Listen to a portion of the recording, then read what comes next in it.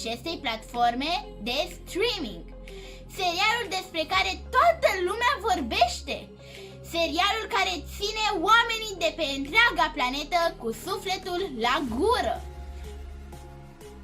Un adevărat fenomen. Doar că eu n-am voie să mă uit. Părinții mei spun că nu este pentru vârsta mea, că e prea violent, prea sângeros, prea bla bla bla bla. A mai pățit cineva așa? Da? Haideți să vedem ce spun specialiștii. Chiar nu avem voie să ne uităm până la 16 ani? Dar înainte de toate, nu uitați să vă abonați și să dați un like.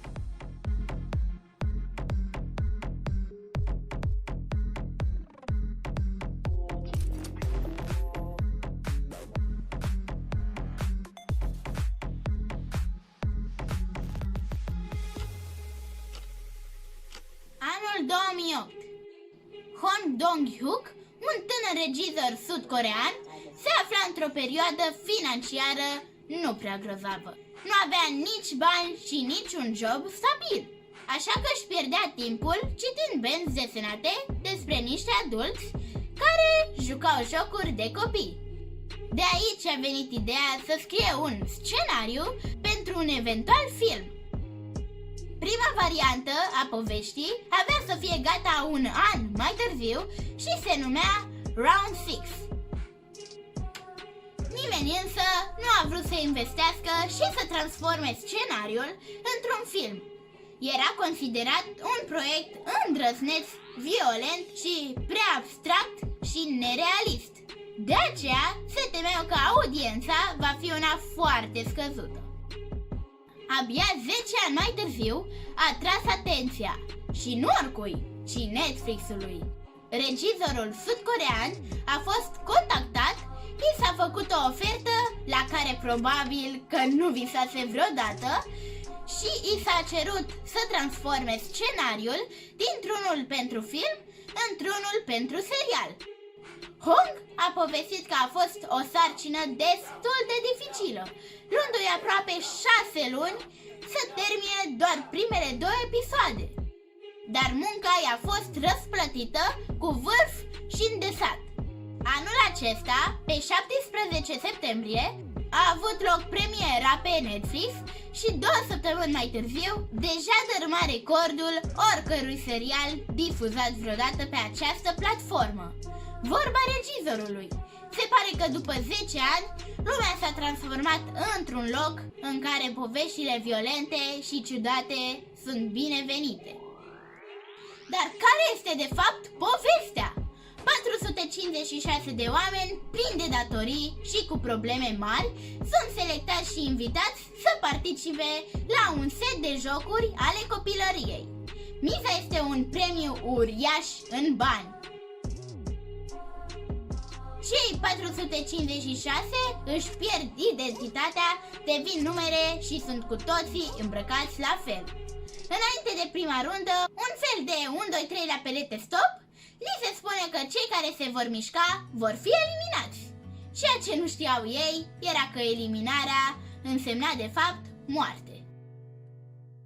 După șocul primei runde, participanții au cerut să părăsească jocul.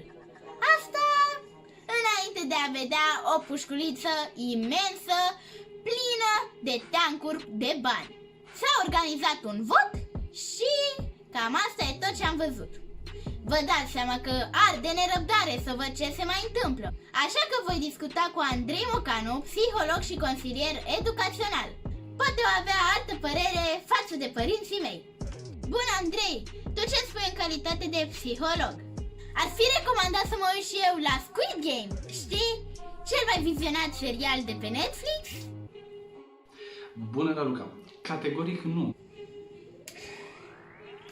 Nu ți-aș recomanda să vezi acest film din 2 motive. Unul, pentru că din start deja încalci regula pe care au stabilit-o producătorii și anume aceea de a avea 16 ani împliniți pentru a putea viziona acest serial.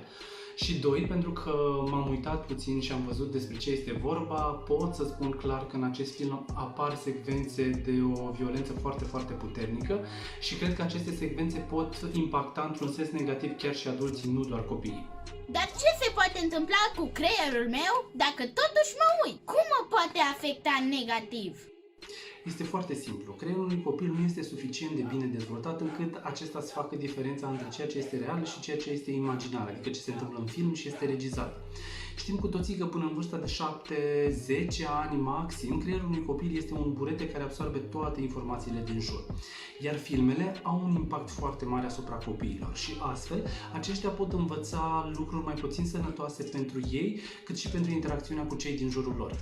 De ce este așa de important să ținem cont de recomandarea de vârstă în alegerea filmelor? Da, categoric trebuie să ținem cont de vârstă atunci când selectăm filmele la care se uită cei mici. Dacă nu facem acest lucru, înseamnă că ne expunem copiii la un conținut cu un puternic impact emoțional și acestea vor avea efect pe termen lung. O să mă leg simplu de violență. Cu cât copiii vor urmări mai multe materiale, mai multe filme în care violența este promovată, cu atât aceasta, violența, va deveni pentru ei ceva normal, obișnuit, firesc, ceva ce poate fi tolerat, ba chiar uneori poate fi și o sursă de rezolvare a conflictelor. Și ce să fac să nu mai fiu dată la o parte de colegii mei care vorbesc în toate pauzele doar despre Squid Game? Eu pot să vorbesc doar despre primul episod. Îți recomand să fii în continuare curioasă și să pui foarte multe întrebări legate de subiectul filmului, să afli ce se întâmplă cu personajele din acest serial. Și cu siguranță manifestând interes, fiind curioasă, chiar și fără să urmărești neapărat acest serial, nu vei fi exclusă din grup. Andrei, îți mulțumesc pentru lămuriri. Acum am înțeles de ce este așa important să ne uităm la show-uri adecvate vârstei noastre. Acestea fiind spuse, nu-mi rămâne decât să mai aștept vreo 4 ani. Așa cum spune și Andrei, voi căuta conținuturi adecvate pentru vârsta mea. Și până la urmă, mama are dreptate. Am de unde să aleg. Am găsit o droaie de seriale și de filme foarte interesante și tocmai bune pentru 12 ani. Măcar de-aș avea timp să le văd. Cam atât pentru azi. Vă aștept părerile și sugestiile în comentarii.